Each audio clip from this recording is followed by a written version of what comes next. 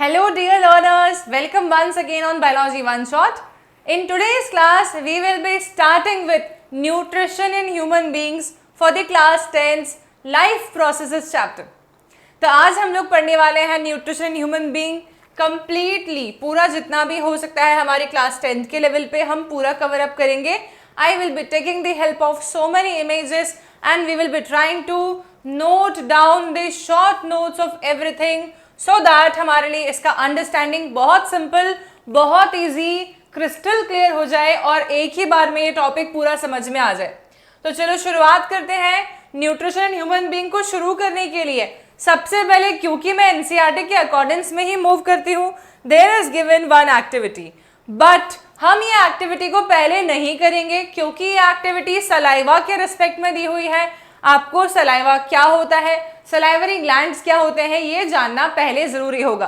तो ये वाली एक्टिविटी को हम टेम्पररी स्किप करते हुए आगे प्रोसीड ऑन करेंगे और मैं आप लोगों को पढ़ाना चालू करूंगी directly nutrition in human being. Specially we will be starting from the alimentary canal. तो बच्चों, पहले तो अपन ये समझते हैं कि न्यूट्रिशन इन ह्यूमन बीइंग होता क्या है.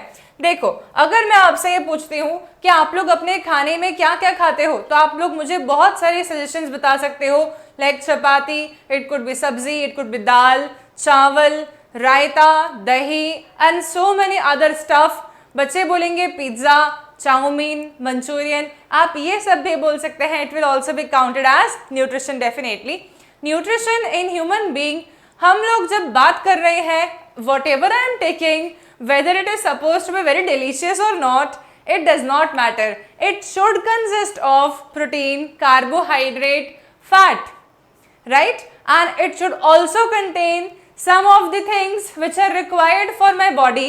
ऐसी कई सारी चीज़ें उसमें होनी चाहिए जो कि मेरी बॉडी को रिक्वायर्ड है और फूड के थ्रू वो मेरी बॉडी में आनी चाहिए. जैसे कि वाइटामिन्स हो जाते हैं, हमारी मिनरल्स, एलिमेंट्स हो जाते हैं और बहुत सारी और भी चीज़ें हो सकती है. तो बच्चों, जब मैं बोलती हूँ ह्यूमन डाइजेस्टिव सिस्टम के रिस्पेक्ट में, या हम डाइजेशन की प्रोसेस के बारे में बात कर रहे हैं, हम एलिमेंट्री कैनॉल की प्रोसेस के बारे में बात कर रहे हैं, तो हम दो तीन टर्म्स को पहले समझ लेते हैं. पहली बात तो होती है न्यूट्रिशन. ठीक है, तो न्यूट्रिशन का मतलब हो जाएगा द एक्ट ऑफ, और we can say process of taking in nutrients. ठीक है, जब मैं बात करती हूं न्यूट्रिएंट्स के बारे में, तब न्यूट्रिएंट्स क्या होते हैं इसको थोड़ा सा समझते हैं अपन. ठीक है, कि न्यूट्रिएंट्स क्या होते हैं. देखो, जब हम न्यूट्रिएंट्स बोलते हैं ना बच्चों, तो न्यूट्रिएंट्स में हमारे पास में दो कैटेगरी के न्यूट्रिएंट्स आते हैं. एक आते हैं मैक्रो न्यूट्रिएंट्स और एक आते हैं माइक्रो न्यूट्रिएंट्स.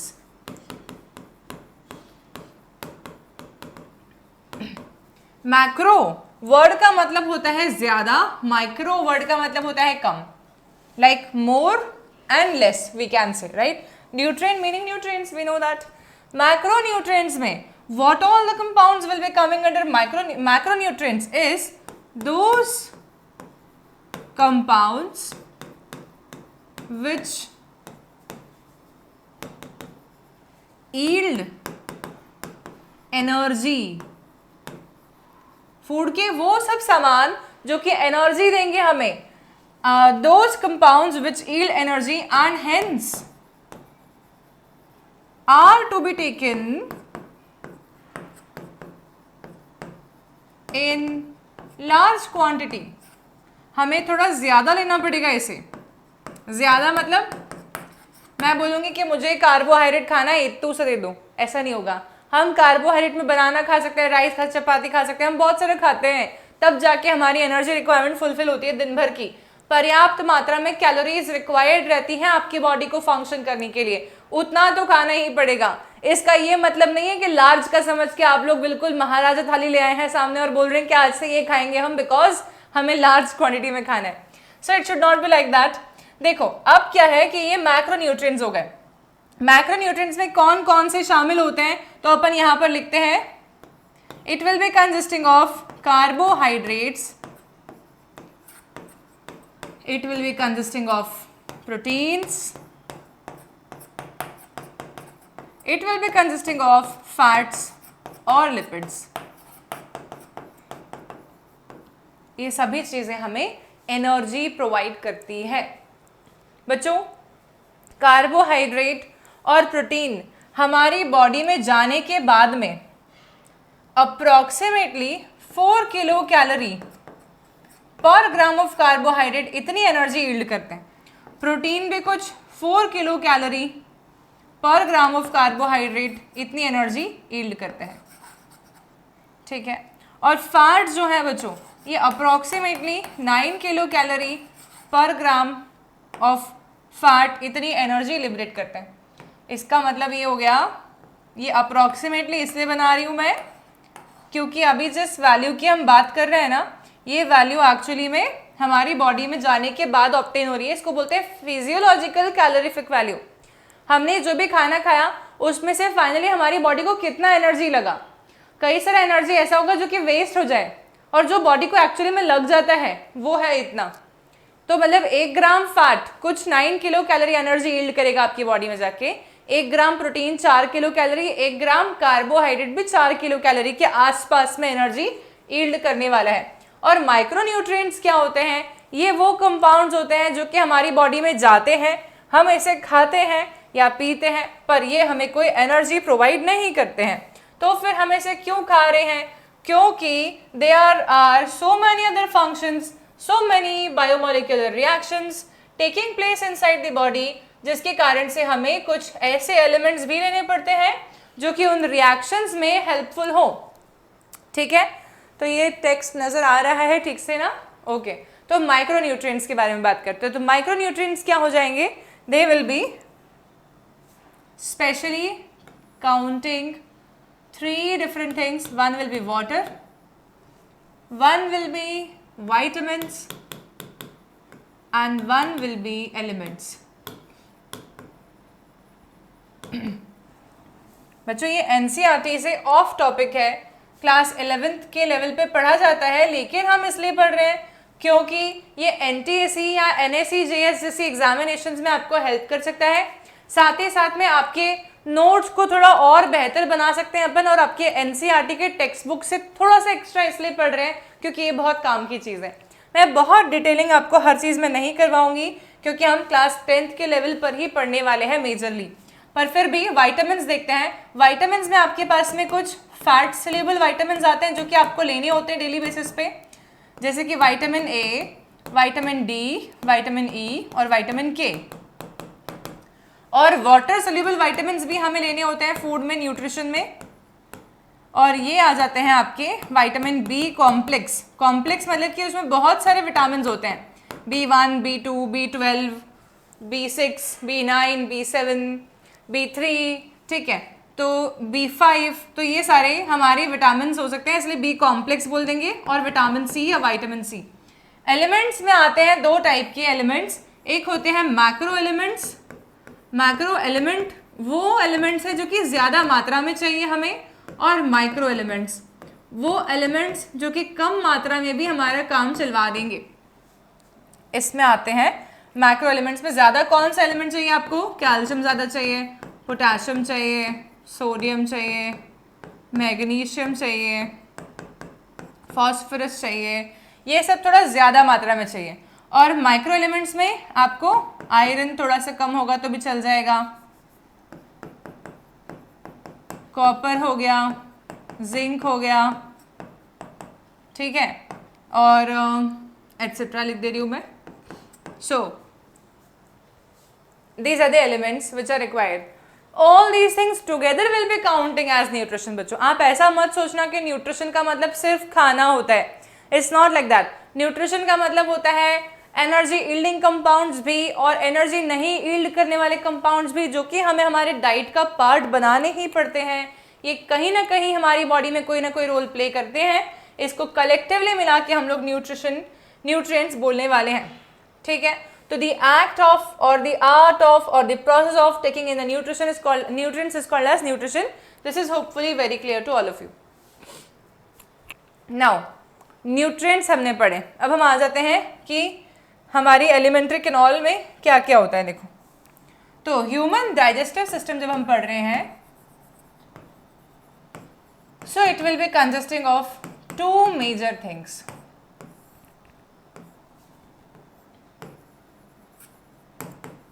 पहली होती है एलिमेंट्री केनॉल,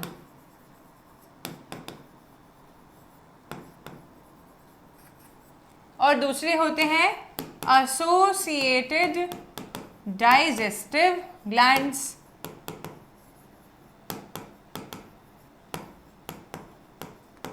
बच्चों एलिमेंट्री केनॉल के अंदर आता है एक continuous tube running from mouth to anus. इसको अपन बोलते क्या है? Alimentary canal. और एसोसिएटेड डाइजेस्टिव ग्लैंड्स, इसका क्या मतलब है? यहाँ पर वो ग्लैंड्स आएंगे जो कि एलिमेंट्री केनॉल के अंदर लोकेटेड नहीं है, पर एलिमेंट्री केनॉल के अंदर इनकी ओपनिंग्स होती हैं। मतलब ये एलिमेंट्री केनॉल के बाहर है, पर फिर भी इनकी डक्ट्स जो है वो एलिमेंट्री केनॉल तक आती हैं अपने सिक्रेशंस लेकर। इसमें हमारे पास एग्जांपल्स आते हैं salivary glands,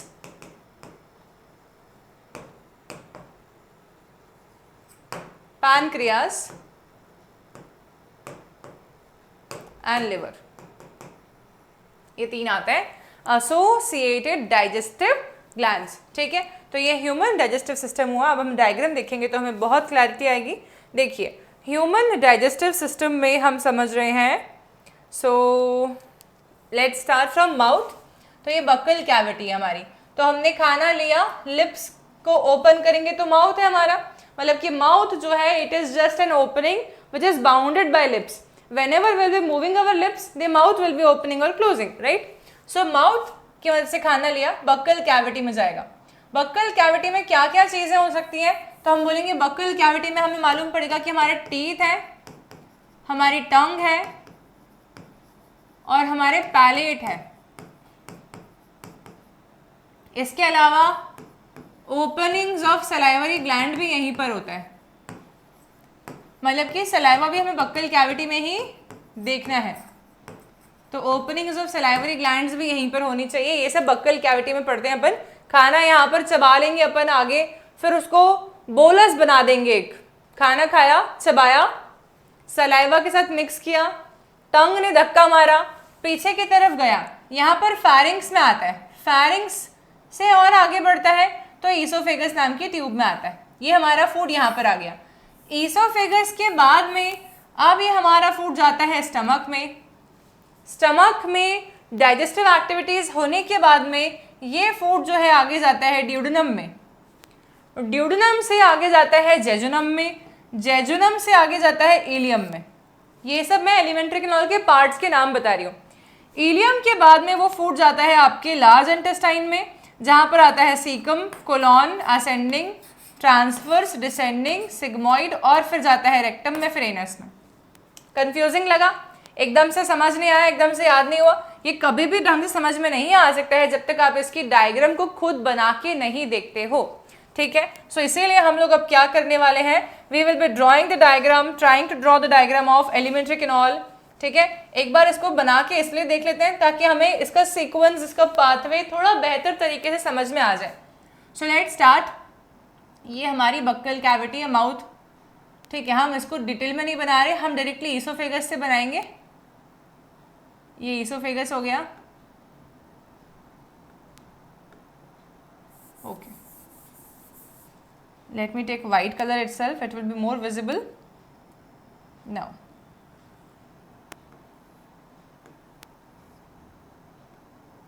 This is esophagus. This is your stomach.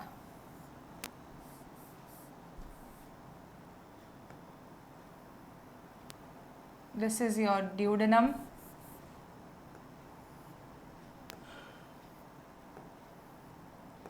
Now, this will be jejunum.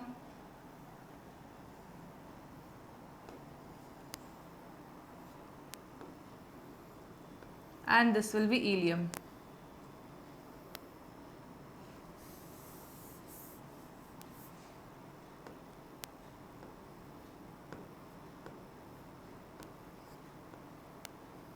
Ileum, as you all can see, it's comparatively more coiled, or we can say highly coiled.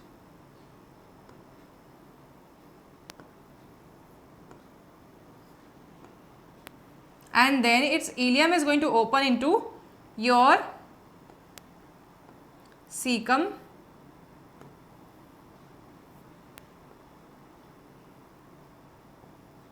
then it will be ascending colon, then it will be a transverse colon, and then it will be a descending colon. Okay.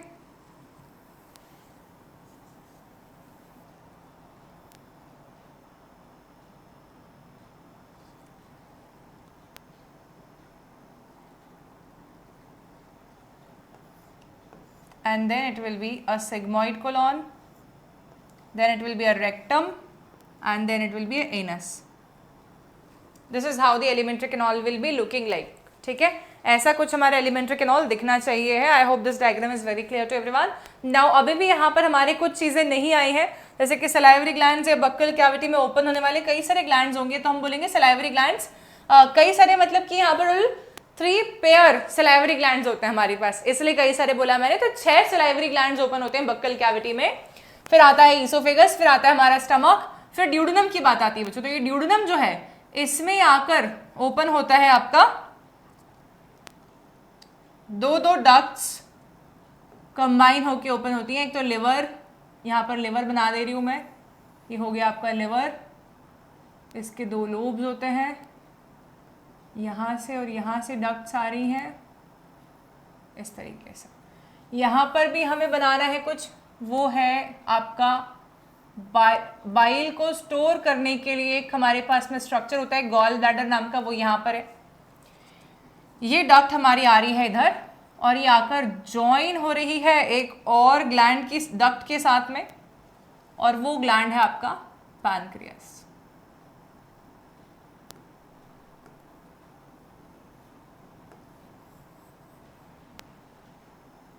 तो ये duct हमारी यहाँ से join हो जाएगी.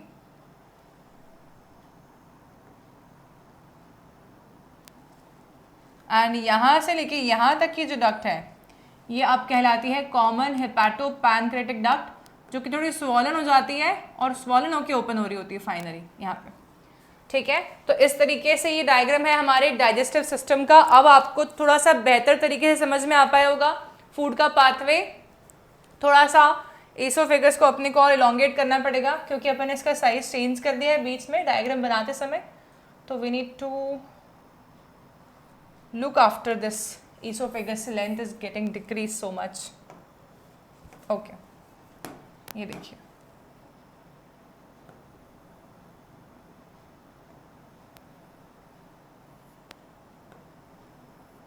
This is all.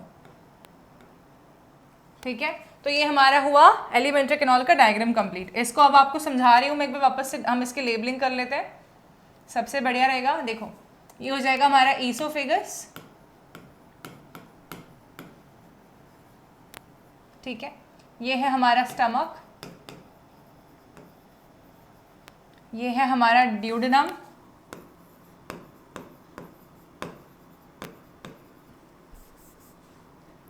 Jejunum,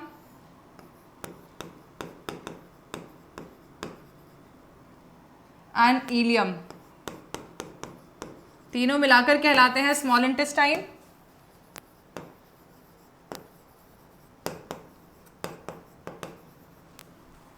then ये है हमारा caecum, ascending colon, transverse colon, descending colon, sigmoid colon. ठीक है, इनकी लेबलिंग करते हैं अपन. सबसे पहले आएगा हमारा सीकम, देन आता है असेंडिंग कोलॉन,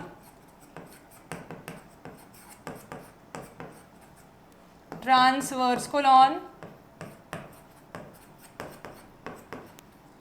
डिसेंडिंग कोलॉन,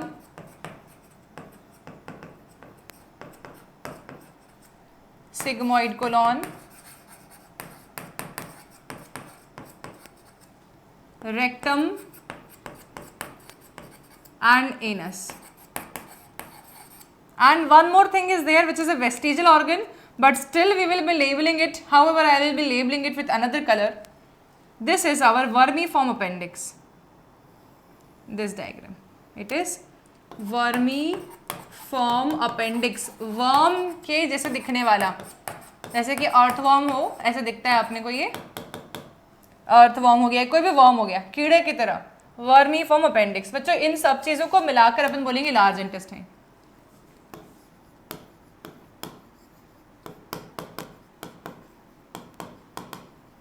ठीक है, देन इसी के साथ में स्टमक लेफ्ट साइड पे होता है, राइट साइड पे लिवर होता है उसकी जगह पे, उसी के मतलब पास में। तो ये लिवर हो गया, ये हो गया गॉल ब्लैडर। ठीक है, अच्छा अब हमको क्योंकि ये सब समझ में आ गया है, ये डायग्राम भी अच्छे से क्लियर है, तो आप लोगों को ये डायग्राम ड्रॉ कर सकते हैं if you want to, and otherwise हम एक थोड़ा सा 3 डायमेंशनल डायग्राम देखते हैं। आप चाहें तो ये वाला भी बना सकते हैं। यहाँ पर आपको दिख रहा है बक्कल कैविटी, यहाँ पर आपको दिख रहा है सलाइवरी ग्लैंड्स, फिर oesophagus, then you can also see stomach, liver, pancreas, gallbladder, ducts coming from liver merging with pancreas duct. This is the large intestine, vermiform appendix. This is the small intestine. So this is how it will be looking like. ठीक है, अब इसके one by one एक एक portion को detailing समझते हैं अपन। तो सबसे पहले हम क्या करेंगे, हमारे सामने खाना पड़ा है अगर, तो सबसे पहले हम न्यूट्रिशन लेने के लिए खाने को खाएंगे।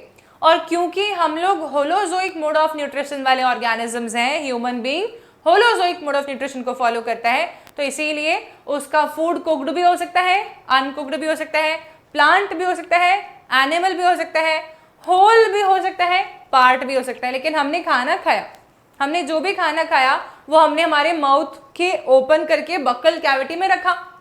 माउथ को ओपन करके हमारी बक्कल कैविटी आती है। बक्कल कैविटी वो हिस्सा है बच्चों जहां पर आपके दांत प्रेजेंट है, आपकी टंग प्रेजेंट है, ऊपर की तरफ पे रूफ है, नीचे की तरफ पे बेस है।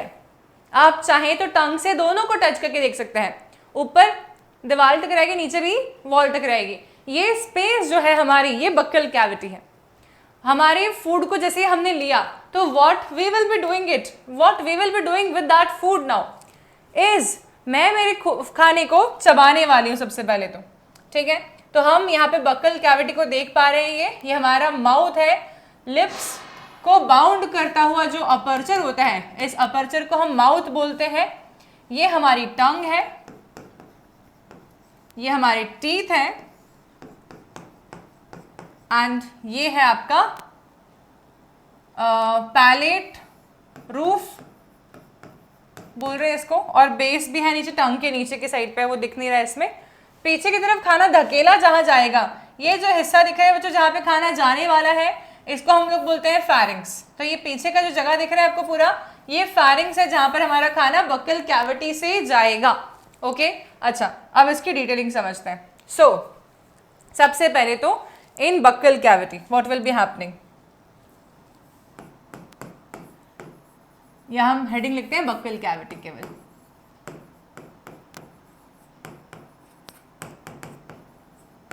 ठीक है, इसमें सबसे पहले क्या पढ़ेंगे अपन, teeth. So human shows arrangement of teeth inside buccal cavity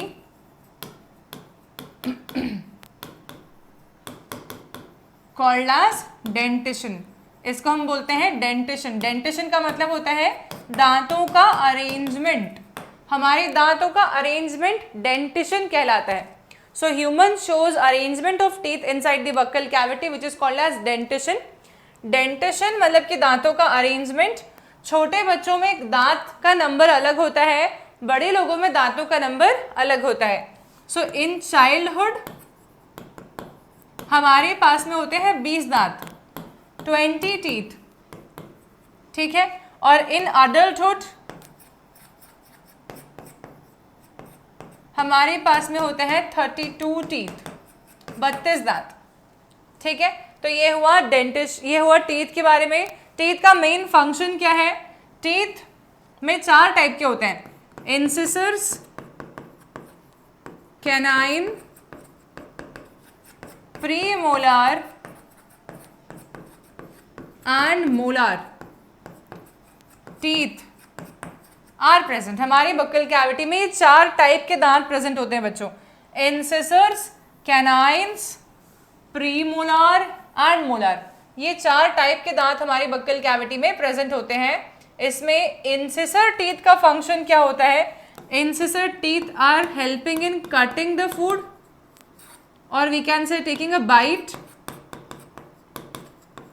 Canine teeth will be helping in tearing the food,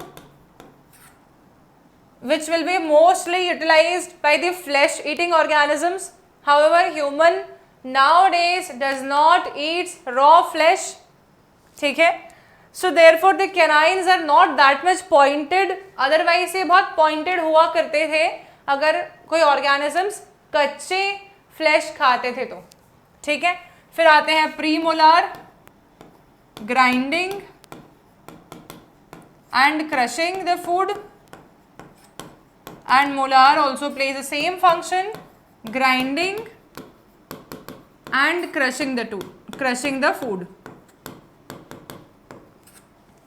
So by all these activities can I say मैंने कुछ भी खाया है बड़ा सा फूड पार्टिकल, तो उस बड़े से फूड पार्टिकल को ये तोड़ तोड़ के बहुत ही स्मॉलर फूड पार्टिकल्स बना देंगे, isn't it?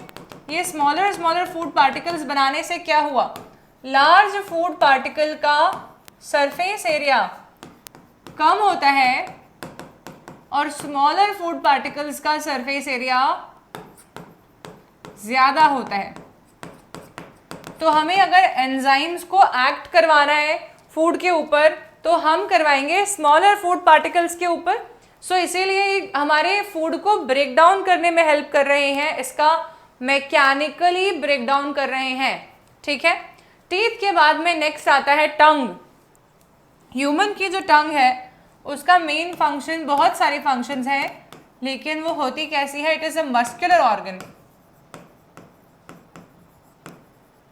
और ये हेल्प्स करती है, helps in mixing the food with saliva. इस प्रोसेस को हम लोग बोलते हैं मैस्टिकेशन ऑफ फूड। आपके खाने को सलाइवा के साथ मिक्स करना, स्पेशली उस खाने को जिसको दांतों ने चबा लिया है, अब सलाइवा के साथ मिक्स करके उसको मैस्टिकेट कर दिया है, उस फूड को एक लंप बना दिया है। ठीक है, so helps in mixing the food with saliva which is called as mastication of food. It also helps in speech, हमें बोलने में मदद करती है, वो टंग हमें बोलने में हेल्प करती है। इसी के अलावा टंग का एक फंक्शन और है, helps in cleaning the teeth. आपके दांतों के लिए नेचुरल ब्रश का काम करती है टंग। ठीक है, and helps in pushing the bolus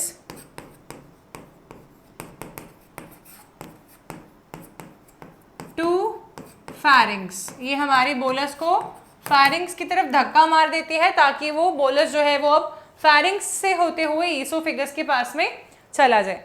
तो ये है टंग और टंग के फंक्शंस। अब बात आती है कि हमारे पैलेट क्या होता है। तो पैलेट बेसिकली सिर्फ एक रूफ की तरह फंक्शन करता है। अब खाना जो भी आपने खाया बच्चों, उसके बारे में बात करते हैं एक बार। फूड जो भी अपन ने खाया, उस फूड में न्यूट्रिएंट्स थे। न्यूट्रिएंट्स में मान लो कि अगर फूड में आपके क्या क्या हो सकते हैं, तो मैंने कहा हमारे न्यूट्रिएंट्स में कार्ब हो सकता है, प्रोटीन हो सकता है और फैट हो सकता है। तो बच्चों बक्कल कैविटी में सलाइवरी ग्लैंड्स ओपन होते हैं, वो भी कितने? 3 पेयर। जैसे कि ये अपन हेड इमेजिन करते हैं, तो 1, 2 और 3 यहाँ पर है, 1, 2 और 3 यहाँ पर है, मतलब एक लेटरल साइड पे 3 है, दूसरे लेटरल साइड पर 3 है, तो टोटल 6 ग्लैंड्स हो गए, मतलब कि 3 पेयर। ये एक रॉ मतलब डिपिक्शन है हमारे सलाइवरी ग्लैंड्स की लोकेशन का। ईयर के फ्रंट में और चीक के बेनीथ एक सलाइवरी ग्लैंड का पेयर प्रेजेंट होता है, इसे हम लोग बोलते हैं पैरोटिड सलाइवरी ग्लैंड।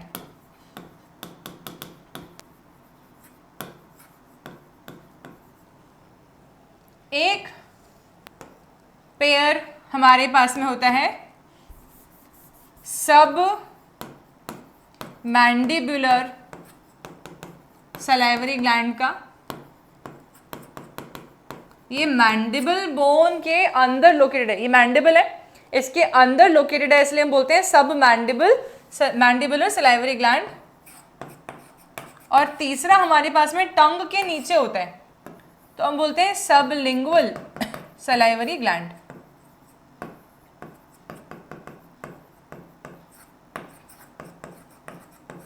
ठीक है, ये सभी के सभी 1 पेयर है, तो हम बोलेंगे 1 pair parotid salivary gland, 1 pair sublingual and 1 pair सब mandibular. So total of 6. All these glands collectively forms saliva. ये सभी ग्लैंड्स कलेक्टिवली सलाइवा बनाते हैं, सलाइवा सीक्रेट करते हैं। ठीक है, all these glands will be collectively leading to formation of saliva. And saliva basically क्या होता है? So saliva is rich in watery fluid, majorly वो वाटर होता है। सो मैं यहाँ लिखती हूँ सलाइवा के बारे में, सलाइवा में क्या क्या होता है। So saliva consist of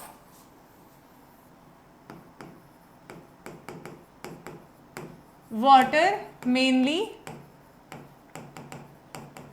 some electrolytes जैसे कि क्लोराइड आयन हो गया, सोडियम आयन हो गया, ठीक है, etcetera.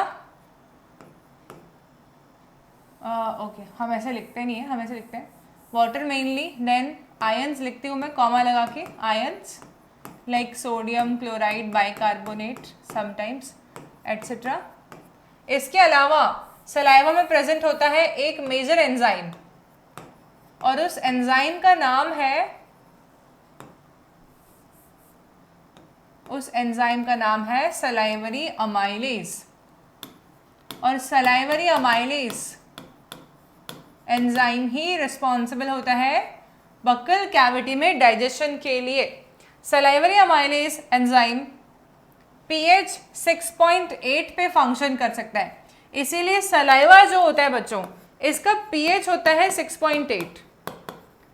It is slightly acidic, it is almost neutral, slightly acidic in nature, since salivary amylase is going to function at the pH of 6.8. Saliva is somewhat acidic in nature, slightly acidic, not very much acidic, slightly मतलब बहुत ही कम। अब जो भी मैंने खाना खाया है वो खाना कार्ब हो सकता है, प्रोटीन हो सकता है, या फैट हो सकता है। बक्कल कैविटी में हम डाइजेशन की बात कर रहे हैं, बक्कल कैविटी में डाइजेशन किस चीज का हो सकता है? सिर्फ कार्ब का, क्योंकि प्रोटीन को डाइजेस्ट करने के लिए कोई एंजाइम नहीं है, फैट को डाइजेस्ट करने के लिए कोई एंजाइम नहीं है बक्कल कैविटी में, only carb digestion can take place. वो भी कौन सा कार्बोहाइड्रेट का फॉर्म? तो जो हम प्लांट्स से खाना लेते हैं, तो प्लांट्स के अंदर स्टोरेज फॉर्म होता है कार्बोहाइड्रेट का स्टार्च नाम से। इस स्टार्च का हमने खाना खाया मान लो बहुत सारा, तो उस खाने में से केवल 30% के आसपास का ही स्टार्च बक्कल कैविटी में डाइजेस्ट हो सकता है, क्योंकि हम बक्कल कैविटी में खाने को बहुत देर तक नहीं रखते, हम उसे निगल जाते हैं, इसीलिए हल्का फुल्का डाइजेशन ही अचीव हो सकता है वहां पर, वो भी सिर्फ स्टार्च का। तो अप्रोक्सीमेटली 30% के आसपास जो भी आपने खाना खाया है उसमें से 30% के आसपास का स्टार्च जो है वो डाइजेस्ट होगा हमारी बक्कल कैविटी में with the help of enzyme called as salivary amylase at a pH of 6.8, and this will be forming some of the disaccharides. ये बनाएगा कुछ disaccharides को, ठीक है। स्टार्च एक पॉलीसैकेराइड है बच्चों, पॉलीसैकेराइड है ये। इसमें 200 से 2 लाख, सॉरी 200 से 2 लाख तक के ग्लूकोज आपस में जुड़ के बने हुए होते हैं स्टार्च। और जब ये इसको तोड़ता है सलाइवरी अमाइलेज, तो इसको दो दो के ग्लूकोज या ग्लूकोज फ्रक्टोज या ग्लूकोज गैलेक्टोज, मतलब कि दो दो मोनोसैकेराइड के यूनिट्स को आपस में जोड़ के इतना छोटा तोड़ देता है। तो काफी तोड़ दिया है इसने, right. So it is digestion of starch into disaccharides, ठीक है। सो ये डाइसैकेराइड्स का फॉर्मेशन हुआ। हमारे बक्कल कैविटी में केवल इतना ही डाइजेशन ऑफ फूड हो सकता है, ठीक है। तो हमने बक्कल कैविटी में क्या देखा, टीथ प्रेजेंट होते हैं जो कि फूड को ब्रेक डाउन करते हैं फिजिकली, टंग होती है जो कि मैस्टिकेशन ऑफ फूड करती है, सलाइवा के साथ में मिक्सअप करती है, और बक्कल कैविटी में किस तरीके से एंजाइमेटिक डाइजेशन अचीव हो सकता है। ये कौन कौन से ग्लैंड्स हमारे प्रेजेंट हो सकते हैं। अब आता है हमारा फूड फैरिंग्स में। तो फैरिंग्स तो गले का वो हिस्सा है जहां पर एयर भी जा सकती है और हमारा फूड भी आ सकता है। तो pharynx will be called as a common passage for both air and food, ठीक है। So since we are writing point by point, हमने फर्स्ट पॉइंट बक्कल कैविटी लिखा था, हम सेकेंड पॉइंट लिखते हैं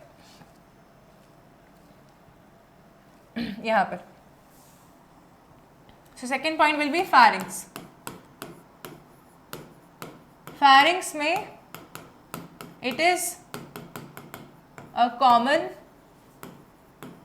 passage for both food and air, या एक रास्ता है जहां से एयर भी जा रही है, फूड भी जा रहा है। फूड जा रहा है ईसोफेगस में, एयर जा रही है ट्रेकिया या विंड पाइप में, ठीक है। अब आ जाओ तुम, फूड तुम्हारा बोलस जो तुमने बनाया चबा चबा के खाने को, वो आ गया है ईसोफेगस तक। अब ईसोफेगस जो है इसमें ये आ गया है बोलस। तब ईसोफेगस को इसको नीचे पहुंचाना है स्टमक तक, तो क्या ग्रेविटी से ही चले जाएगा। ऐसे ही फूड का बोलस अपन ने ईसोफेगस में डाल दिया तो वो टक करके नीचे पहुंचेगा स्टमक में। अगर ऐसा तो तुम्हें दुखता रहता पेट कंटिन्यूअसली, टक टक करके फूड नीचे गिरता। It is not like that. Oesophagus में कंटिन्यूअसली मसल्स कॉन्ट्रैक्ट होंगी जिसकी मदद से वो फूड जा रहा है हमारे स्टमक तक। It is not under the influence of gravity, instead it is a controlled mechanism under the influence of muscle contraction rhythmically causing peristaltic movements। तो पेरिस्टाल्टिक मूवमेंट्स की मदद से खाना ईसोफेगस में नीचे जाता है, ठीक है। So what we can see here, ये फूड है हमारा, यहाँ से कॉन्ट्रैक्शन होगा ऊपर से, तो थोड़ा नीचे खिसका खाना, फिर फूड के ऊपर से कॉन्ट्रैक्शन हुआ, थोड़ा खाना नीचे खिसका, फिर फूड के ऊपर से कॉन्ट्रैक्शन हुआ, खाना नीचे खिसका। कभी भी कॉन्ट्रैक्शन अगर तुमने यहाँ कर दिया तो खाना ऊपर खिसकेगा, ऐसा वॉमिटिंग के समय होता है। लेकिन ये पेरिस्टाल्सिस नहीं कहलाता, तब वो रिवर्स पेरिस्टाल्सिस कहलाता है। पेरिस्टाल्सिस में food will be moving from up to down side due to rhythmic movement called as peristalsis, ठीक है। So this is what will be taking place inside the esophagus. Inside the esophagus, nothing else will be taking place. No digestive activity, nothing. It will just be a movement of food. So esophagus, it is a straight tube running behind. बच्चों ये हमारे wind pipe के पीछे present होती है, ठीक है। Running behind wind pipe और trachea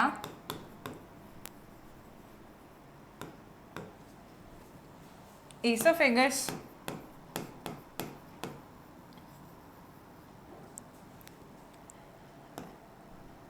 moves the bolus to stomach by rhythmic contraction of muscles called as peristalsis और पेरिस्टॉल्टिक मूवमेंट्स। ठीक है, तो इस तरीके से ईसोफेगस जो है ये खाने को पहुंचाने वाला है स्टमक तक, और ये ग्रेविटी के इन्फ्लुएंस में बिल्कुल नहीं जाता। अच्छा, क्योंकि हमने बोला मस्कुलर मूवमेंट, पेरिस्टॉल्टिक मूवमेंट, हमारा तो पूरा ही खाना ईसोफेगस के बाद में स्टमक, स्टमक के बाद में स्मॉल इंटेस्टाइन, उसके बाद में लार्ज इंटेस्टाइन, उसके बाद में हम बोलेंगे कि ये बॉडी से बाहर जाएगा एनएस के थ्रू। क्या हमारी पूरी की पूरी एलिमेंट्री कैनाल में मसल्स प्रेजेंट होती हैं? अगर हमें इसको जानना है तो हम कैसे समझेंगे? हम हमारे एलिमेंट्री कैनाल का क्रॉस सेक्शनल देखते हैं। मेरे पास में एक ट्यूब है, उस ट्यूब को मैंने बीच में से काट दिया, फिर मैं ऐसे करके देख रही हूँ, तब मैं देखूंगी कि एक सर्कल है, ये वॉल है, इसके क्रॉस सेक्शनल व्यू में मुझे वॉल नजर आनी चाहिए। एलिमेंट्री कैनाल की वॉल है ये, कौन सी पोर्शन? इतना पूरा, ये वॉल ऑफ एलिमेंट्री कैनाल है, और उसके अंदर की स्पेस जो है जहाँ पे हमारा खाना ट्रैवल कर रहा है वो ये जगह है, इसे हम बोलते हैं ल्यूमेन। तो वॉल में क्या मसल्स प्रेजेंट है? तो हम देखते हैं एलिमेंट्री कैनाल की आउटर मोस्ट लेयर एक बहुत थिन लेयर होती है बच्चों, जिसको आप लोग बोलते हैं सेरोसा। इसके बाद में एलिमेंट्री कैनाल में पाई जाती हैं कुछ लॉन्गिट्यूडनल मसल्स, और उसके बाद में पाई जाती हैं कुछ सर्कुलर मसल्स। इतने पोर्शन को हम टुगेदर बोलते हैं मस्क्युलरिस। तो आप ये देख पा रहे हैं कि इन मसल्स के कारण से ही हमारा फूड मूव कर रहा था फ्रॉम ईसोफेगस टू स्टमक। ये मसल्स स्मूथ मसल्स होती हैं, मतलब कि इनवॉलंटरी मसल्स होती है, जो कि हमारे विल पावर के कंट्रोल में काम नहीं करती है, बल्कि अपने आप ऑटोनॉमिक नर्वस सिस्टम के कंट्रोल में काम करते हैं। इसके बाद में होता है सब म्यूकोसा नाम की लेयर, और फिर फाइनली होता है म्यूकोसा नाम की लेयर। बच्चों, जो ये म्यूकोसा नाम की लेयर हमें नजर आ रही है यहाँ से लेके यहाँ तक, ये पूरी, ये म्यूकोसा में म्यूकस सिक्रेशन होता है। इसी म्यूकोसा में ही गैस्ट्रिक मतलब कि स्टमक के ग्लैंड्स पाए जाएंगे, इसी म्यूकोसा में इंटेस्टाइन के अंदर के ग्लैंड्स पाए जाएंगे। तो म्यूकोसा लेयर जो है ये जनरली ग्लैंड्स को अकोमोडेट करती है और सिक्रेशंस को करवाती है फूड के ऊपर, वो फूड जो कि ल्यूमन में प्रेजेंट है। ठीक है, तो इस तरीके की हमारी क्रॉस सेक्शनल व्यू है। कभी अगर आपके सामने ऐसा क्वेश्चन आ गया कि क्रॉस सेक्शनल व्यू में आपको बताना है कि वॉल ऑफ एलिमेंट्री कैनाल में क्या क्या लेयर्स होती हैं, तो आउटर मोस्ट होती है सेरोसा, फिर आती है मस्कुलरिस, फिर आती है सब म्यूकोसा, और फिर इनर मोस्ट आती है म्यूकोसा। ठीक है, सो दिस इज ऑल। अब हम पढ़ते हैं स्टमक के बारे में। सो बात आती है अब स्टमक के बारे में। स्टमक जो है हमारा, ये जे शेप का बैग लाइक एक ऑर्गन है बच्चों। देखिए, आपको इसका शेप देख के समझ में आएगा कि yes, it is appearing very similar to the letter J. J shape का बैग लाइक ऑर्गन होता है ये, और स्टमक जो है बच्चों, ये ईसोफेगस से फूड को रिसीव करता है। बोलस जो कि पेरिस्टॉल्टिक मूवमेंट से स्टमक में आया है, वो ईसोफेगस के थ्रू आया है। इसका मतलब कि ईसोफेगस की ट्यूब स्टमक में ओपन करती है। ईसोफेगस की ट्यूब स्टमक में जब ओपन करती है तो उसकी जो ओपनिंग होती है वहां पर एक वॉल्व इसको रेगुलेट करता है। मतलब कि कोई भी चीज जो स्टमक में आ रही है ईसोफेगस से, ये यहाँ पर काफी कंट्रोल्ड फैशन में आ रही है। ऐसा नहीं कि एकदम डायरेक्टली, ऐसा नहीं है। वो स्फिंक्टर हमेशा क्लोज रहता है जहां से फूड आता है ईसोफेगस से स्टमक में। ईसोफेगस से स्टमक में जब फूड आ रहा है तो ये स्फिंक्टर ओपन होता है, अदरवाइज फिर से क्लोज हो जाता है, फिर से ओपन होता है, फिर से क्लोज हो जाता है, फिर ओपन होता है, फिर क्लोज हो जाता है। फूड आता है तब ओपन, नहीं आता है तब क्लोज। ये क्लोज होने का क्या रीजन है? क्योंकि स्टमक के अंदर बनता है HCl, हाइड्रोक्लोरिक एसिड, जो कि हमारे स्टमक के एक एसिडिक पीएच के लिए रिस्पॉन्सिबल है। ये एसिड ऊपर की तरफ ईसोफेगस में अगर चला गया तो ईसोफेगस के अंदर ये वॉल को डैमेज कर देगा, इनर वॉल को डैमेज कर सकता है। इसीलिए यहाँ पर एक स्फिंक्टर रखना पड़ता है जो कि कंटिन्यूअसली इसके ओपनिंग एंड क्लोजिंग को रेगुलेट कर सके, ताकि बिना कारण के ये ओपनिंग कभी भी ओपन ना रहे, ये most of the times close रहे। जब फूड की एंट्री हो रही हो केवल तभी ये ओपन हो।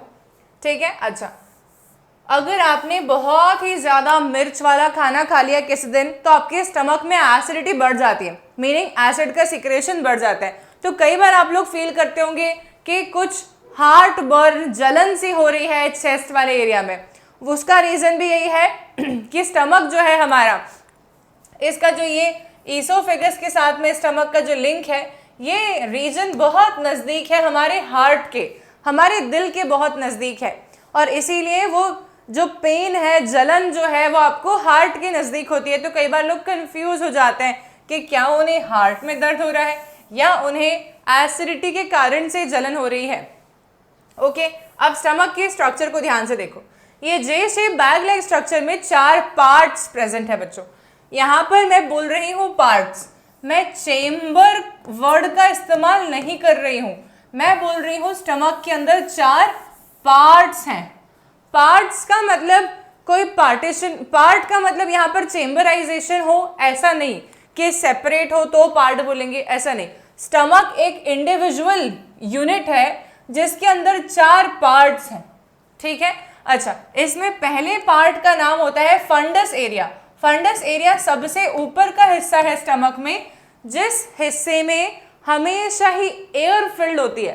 Funds area of stomach always have air filled in it, हमेशा हवा भरी हुई होती है इसमें। ठीक है। तो स्टमक के अंदर फंडस एरिया है जहां पर एयर होती है। फिर आता है कार्डियक एरिया। ये फंडस एरिया था, इतना मान लो, इतना हिस्सा कार्डियक एरिया है बच्चों। कार्डियक एरिया वो एरिया है जहां पर ईसोफेगस की ओपनिंग होती है स्टमक में। यहाँ पर जो ये स्फिंक्टर इसकी एंट्री ऑफ फूड को गवर्न कर रहा था, उस स्फिंक्टर को हम लोग कार्डियक स्फिंक्टर भी बोलते हैं। कार्डियक स्फिंक्टर भी बोल सकते हैं, या तो फिर हम इसे गैस्ट्रो ईसोफेजियल स्फिंक्टर भी बोल सकते हैं।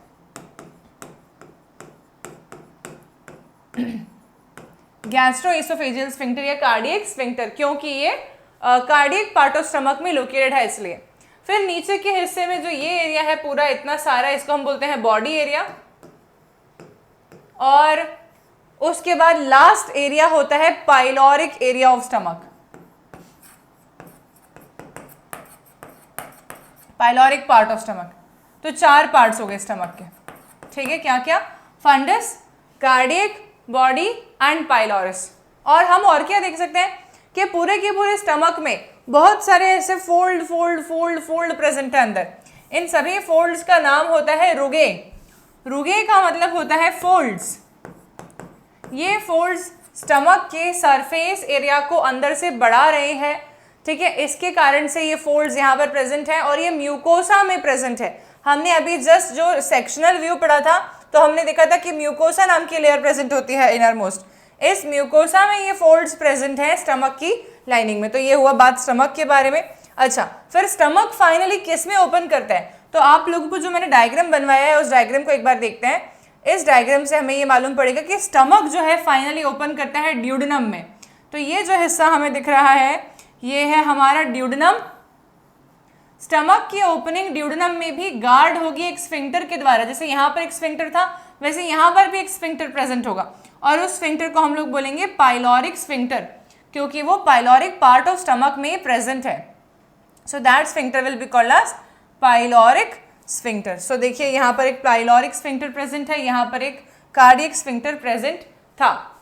स्टमक का मेन फंक्शन क्या है?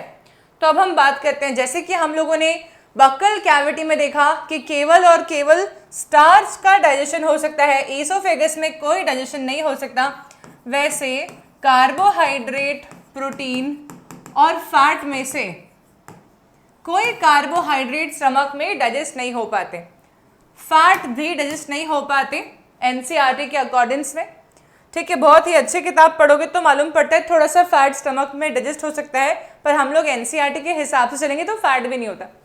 Protein digestion takes place inside the stomach, we can say only protein digestion takes place inside the stomach. ठीक है, तो केवल प्रोटीन का डाइजेशन करता है स्टमक, मतलब कि स्टमक में जो एंजाइम प्रेजेंट है वो केवल और केवल प्रोटीन को डाइजेस्ट करने में हेल्प करने वाले हैं।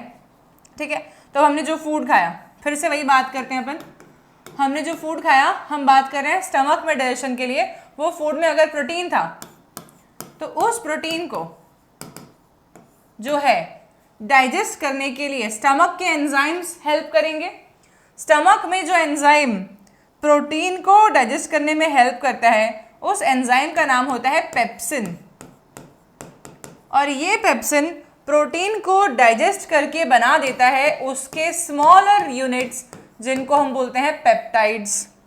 प्रोटीन पॉलीपेप्टाइड है, बहुत सारे अमीनो एसिड्स जुड़े हुए हैं इसमें, और यहाँ पर वो सिर्फ पेप्टाइड बना देता है, मतलब कि छोटे छोटे अमीनो एसिड के चेन्स, बहुत ही छोटे छोटे अमीनो एसिड के चेन्स को हम बोलते हैं पेप्टाइड्स। बड़े से अमीनो एसिड के चेन को हम लोग बोल रहे थे पॉलीपेप्टाइड या प्रोटीन, और उसको तोड़ के छोटे छोटे अमीनो एसिड के चेन्स बना देता है पेप्सिन। पर क्या ये पेप्सिन जैसे फॉर्म में मैंने लिखा है एग्जैक्टली इसी फॉर्म में स्टमक में सीक्रेट होने वाला एंजाइम है? ऐसा नहीं है। पेप्सिन जो है बच्चों ये एक इनएक्टिव फॉर्म में सीक्रेट होता है और उसका नाम होता है पेप्सिनोजन। पेप्सिनोजन नाम का एंजाइम हमारे स्टमक के गैस्ट्रिक ग्लैंड सीक्रेट करते हैं और वो पेप्सिन में कन्वर्ट होता है, लेकिन किसकी प्रेजेंस में? HCl की प्रेजेंस में। पेप्सिन का फॉर्मेशन ही HCl के कारण हुआ है। पेप्सिनोजन HCl की प्रेजेंस में एक्टिव पेप्सिन नाम का एंजाइम बनाता है जो कि प्रोटीन को पेप्टाइड में तोड़ने का काम करता है। तो इसका मतलब हो गया कि pepsin will be working at a pH 1.5 to 2 which will be a highly acidic pH present inside the stomach of every individual human being। ठीक है, समझ आया? तो ये हुई बात। यहाँ पर ये इमेज देखो, इस इमेज में आपको दिख रहा है कि स्टमक में जो एसिड सीक्रेट हो रहा है मेनली फंडस एरिया में नहीं है, कार्डियक एरिया में भी नहीं दिख रहा है, इंस्टेड मेजरली बॉडी वाले हिस्से में दिख रहा है और पाइलोरस हिस्से में दिख रहा है। एक्चुअली में भी एसिड का मेजरली सिक्रेशन जो है वो बॉडी वाले एरिया में होता है और पाइलोरस वाले एरिया में भी हो सकता है प्रेजेंस उसका, क्योंकि वो यहाँ पर बन रहा है तो ऑब्वियसली वो यहाँ पर भी आएगा। ठीक है, तो इसलिए ऊपर नहीं जाता है, लेकिन वो क्योंकि एयर प्रेजेंट होती है इसलिए ऊपर नहीं जाता है, एसिड मोस्टली नीचे की तरफ रहता है। तो यहाँ पर देखिए ये एसिड है HCl, इसके कारण से बना है पेप्सिन नाम का एंजाइम। ठीक है, एक्टिव होके अदरवाइज ये फॉर्म नहीं होता। तो अब हमको क्या क्या बातें समझ में आई हैं स्टमक के बारे में, इसको अपन एक बार लिख लेते हैं। देखो, सो स्टमक हमारा थर्ड पार्ट है, नहीं हमने पहले पढ़ा हमारा बक्कल कैविटी, फिर पढ़ा फेरिंक्स, फिर पढ़ा ईसोफेगस। अब फोर्थ पार्ट पे हम लोग हैं और वो है स्टमक। सो फोर्थ पार्ट में लिख देती हूँ स्टमक के बारे में क्या क्या इंपॉर्टेंट चीज़ें हमें ध्यान रखने के लिए है स्टमक में। It is a J shaped bag like organ. ठीक है, इट कंसिस्ट ऑफ 4 parts, नेमली क्या क्या नाम है उनके? फंडस, ये होता है air filled and upper most part. फिर आता है cardiac, the part of stomach in which esophagus opens and the opening is guarded by एक स्फिंक्टर है, जिस स्फिंक्टर का नाम हमने बोला कार्डियक स्फिंक्टर, जिसको कि हम लोग और बोल सकते हैं गैस्ट्रो एसोफेजियल स्फिंक्टर। ठीक है बच्चों, अच्छा ये हमने लिखा अभी। अब हम आते हैं इसके आगे की बात पे। तो स्टमक में नेक्स्ट पॉइंट,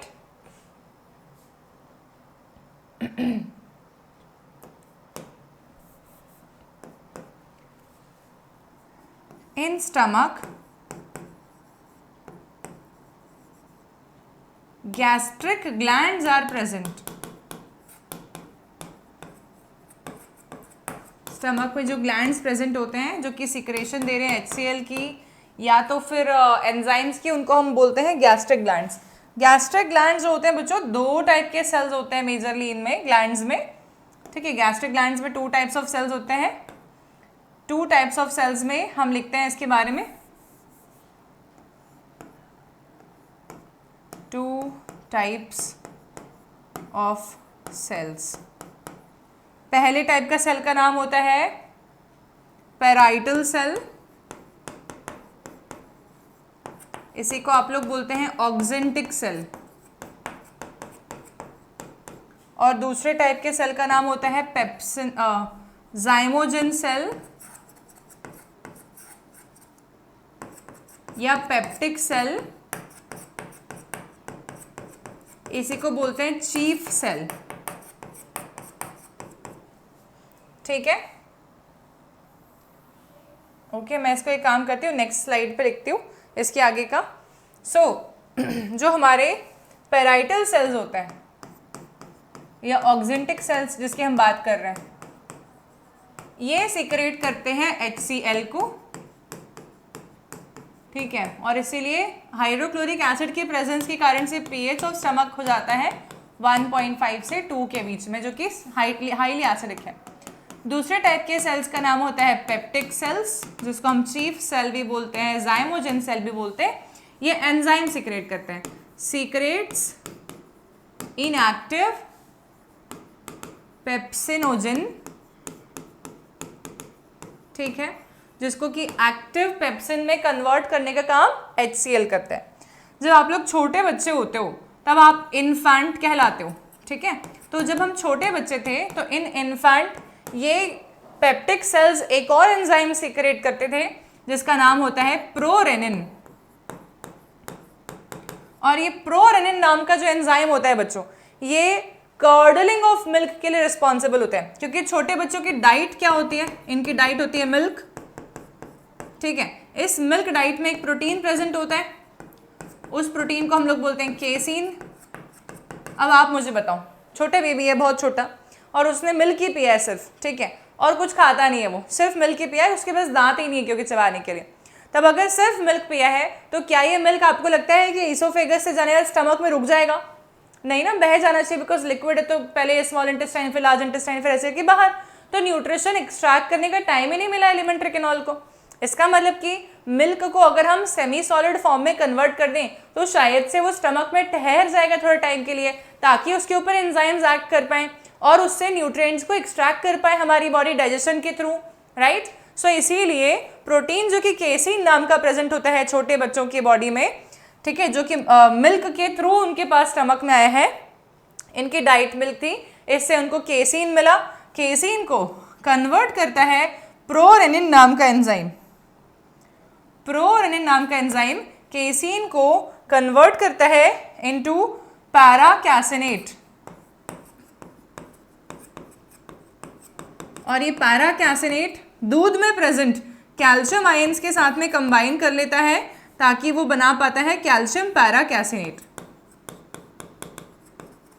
ठीक है, तो ये जो मिल्क था, इस मिल्क के बारे में हम क्या बोलते हैं कि कैसा था, लिक्विड डाइट था, लेकिन कैल्शियम पैराकैसिनेट एक semi solid curd like consistency का मतलब अपीयरेंस हो गया है इसका, semi solid curd like consistency.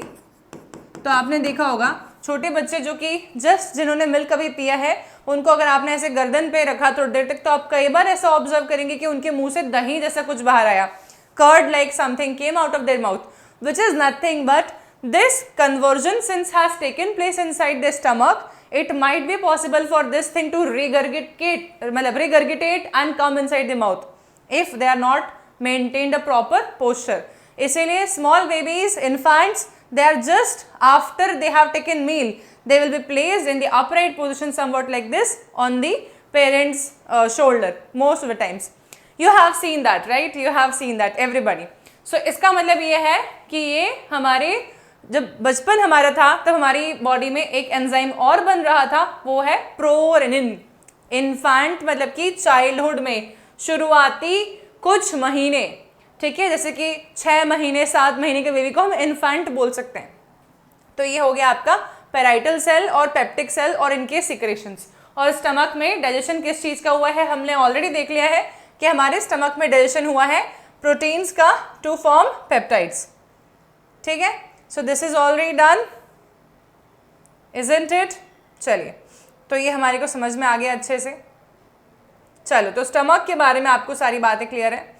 अब हम आते हैं, स्टमक फाइनली ओपन करता है किस स्ट्रक्चर में, तो हम बोलेंगे ड्यूडेनम में. ठीक है, तो इसको मैं अब डायग्रामेटिकली बताऊंगी थोड़ा सा ताकि आपके लिए इजी टू अंडरस्टैंड हो जाए. तो we are on the point number 5 now. So small intestine, और स्मॉल इंटेस्टाइन के 3 पार्ट्स होते हैं. ठीक है, फिर से बात हो रही, चेम्बर्स नहीं है, पार्ट्स है. स्मॉल इंटेस्टाइन के 3 पार्ट्स होते हैं, duodenum, jejunum, ileum. Small intestine के बारे में क्योंकि हम पढ़ रहे हैं बच्चों, तो अब आप देखो, ये आपका स्टमक था फॉर एग्जाम्पल.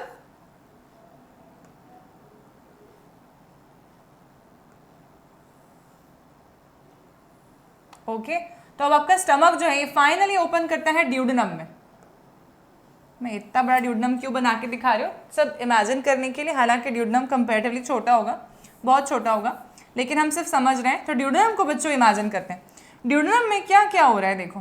तो एक तो यहाँ से एसिडिक फूड आ रहा है, यहाँ पे पाइलोरिक स्फिंक्टर उसको गवर्न कर रहा है. ठीक है, इसके अलावा क्या आ रहा है, तो हम जानते हैं कि यहाँ से लिवर की सिक्रेशंस और यहाँ से पैनक्रियास की सिक्रेशंस मर्ज होकर इसके पास में आ रही है. यहाँ पर मैंने कहा था कि एक स्वॉलन स्ट्रक्चर प्रेजेंट होगा जिसको हम बोलते हैं एम्प्यूला.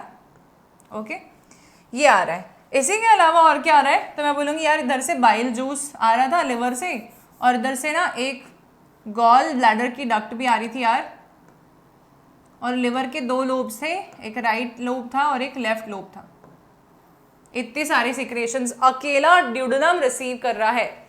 मतलब ड्यूडेनम के पास में क्या क्या आ रहा है, ड्यूडेनम के पास में एसिडिक फूड भी आ रहा है, लिवर से बाइल जूस आ रहा है, पैनक्रियास से पैनक्रियाटिक जूस आ रहा है, ड्यूडेनम का तो कचूमर निकलने वाला है. क्योंकि इतना सारा सब आ रहा है उसके पास में, तो duodenum must protect itself firstly.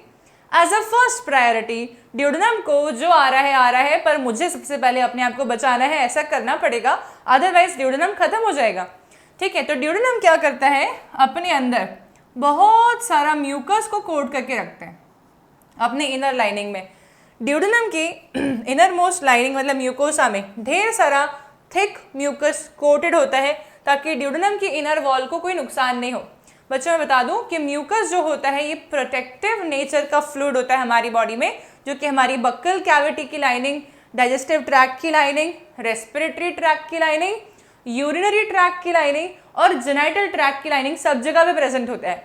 ये हमारी बॉडी में प्रोटेक्शन का काम कर रहा होता है म्यूकस. ठीक है, सो ये सब चीज़ें रिसीव कर रहे हैं. अब देखो ड्यूडेनम में, तो आपको ड्यूडेनम का समझ में आ गया. Duodenum is receiving the secretions of bile juice from liver and it's also receiving pancreatic juice from pancreas, and both of them are going via a common duct which we can say it as hepatopancreatic. Okay, so this labeling has gone wrong slightly. It should be hepatopancreatic duct, this area. Okay, hepatopancreatic duct, और जो ये है हेपाटो pancreatic ampulla, swollen portion को ampulla बोलते हैं। और इसकी मदद से जो भी सिक्रेशंस लिवर और पैनक्रियास से आ रही हैं ये हेपाटो पैनक्रियाटिक एम्प्यूला में जाएंगी और यहाँ से इसके पास जाएंगी ड्यूडेनम में। ड्यूडेनम में एसिडिक फूड भी आ रहा था स्टमक से, ये सब आ रहा है, ठीक है। तो ड्यूडेनम में दो चीज़ें आ रही हैं, एसिडिक फूड आ रहा है और लिवर और पैनक्रियास की सिक्रेशन आ रही है। तो बच्चों acidic food from stomach and basic secretions from liver and pancreas। अगर ऐसा हो गया तो क्या ड्यूडेनम के अंदर बेसिकली न्यूट्रलाइजेशन हो रहा है चीज़ों का, क्योंकि एसिड और बेस मिलकर तो न्यूट्रलाइज हो जाना चाहिए, है ना। तो इधर क्या हो रहा है, finally neutralization is taking place, ठीक है, inside duodenum। इतना ही काम है ड्यूडेनम का, और कुछ भी काम नहीं है, ठीक है। ड्यूडेनम को अपने आप को प्रोटेक्ट करना होता है। तो स्मॉल इंटेस्टाइन का फर्स्ट पार्ट पढ़ा अपन ने अभी तक सिर्फ, ड्यूडेनम, ठीक है। ये छोटा सा ही होता है, 25 सेंटीमीटर इन लेंथ, और इसका शेप कैसा होता है, सी शेप का दिख रहा है ना, तो इसको सी शेप बोलते हैं, लेकिन कई लोग उसको ऊपर से इमेजिन करके यू शेप भी बोल देते हैं। हालांकि इसका बेस्ट सी शेप होना चाहिए, पर फिर भी हम लिखेंगे सी और यू शेप, क्योंकि अलग अलग ऑथर्स अलग अलग बात बोल सकते हैं, ठीक है।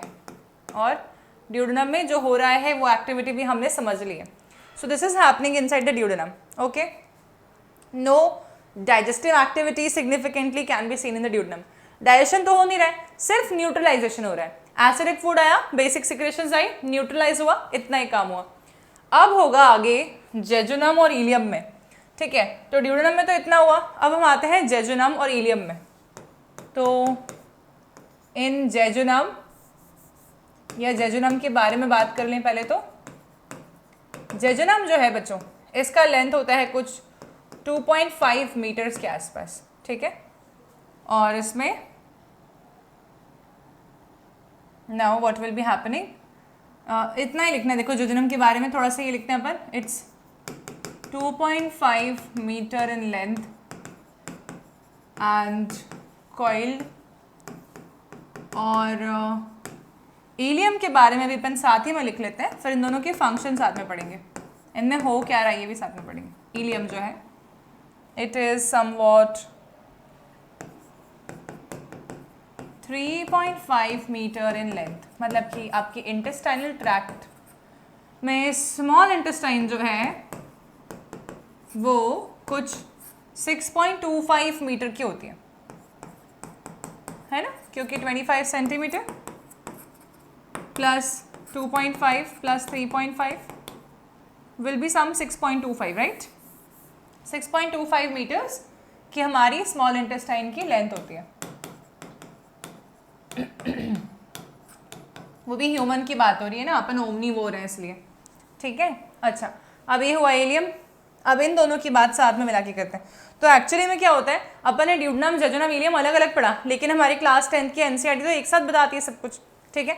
तो इनसाइड द स्मॉल इंटेस्टाइन ऐसा बोलती है, तो हम भी ऐसे बोलेंगे इन स्मॉल इंटेस्टाइन। अब डाइजेस्टिव एक्टिविटी के बारे में बात करते हैं, ठीक है। तो क्या क्या डाइजेस्टिव एक्टिविटी होगी ये समझते हैं। तो पहली बात तो समझो कि यहाँ पे कौन कौन से ग्लैंड्स की सिक्रेशन आ रही है, ठीक है।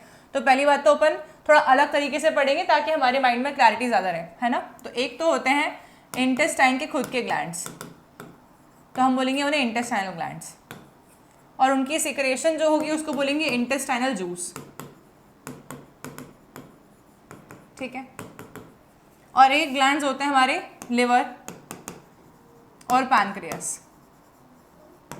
लिवर की सिक्रेशन को हम बोलते हैं बाइल जूस, पैनक्रियास की सिक्रेशन को हम बोलते हैं पैनक्रियाटिक जूस।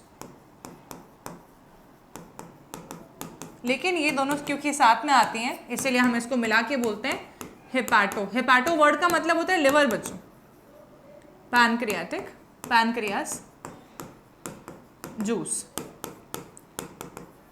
ठीक है, तो ये 3 टाइप की सिक्रेशंस जो स्मॉल इंटेस्टाइन में प्रेजेंट है, जिन तीनों सिक्रेशंस में बहुत सारी चीज़ों को डाइजेस्ट करने की ताकत है, ये सबके सब स्मॉल इंटेस्टाइन में प्रेजेंट है।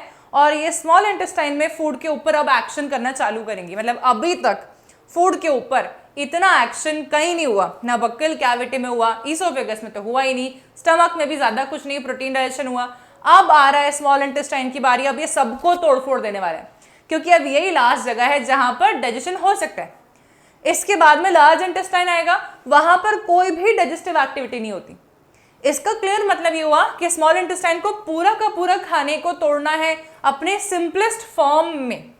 ठीक है, तो small intestine will be now helping in digestion. ठीक है, अब हम बात कर रहे थे ना फूड की, तो हम बात करते हैं वापस। फूड है हमारा, ठीक है, उसमें कार्ब होगा, प्रोटीन होगा, फैट होगा, और क्योंकि हमने फूड खाया है तो उस फूड में definitely potato, rice, plant products, animal products जब भी हम खा रहे हैं तो क्या उसमें उनका डीएनए होगा? भाई प्लांट में भी सेल होता है, प्लांट के सेल में भी डीएनए होता है। ठीक है, तो डीएनए भी होगा तो हम बोलेंगे न्यूक्लिक एसिड भी होगा, होना चाहिए ना, लेकिन हमें एनर्जी नहीं देता है, वो बात अलग है।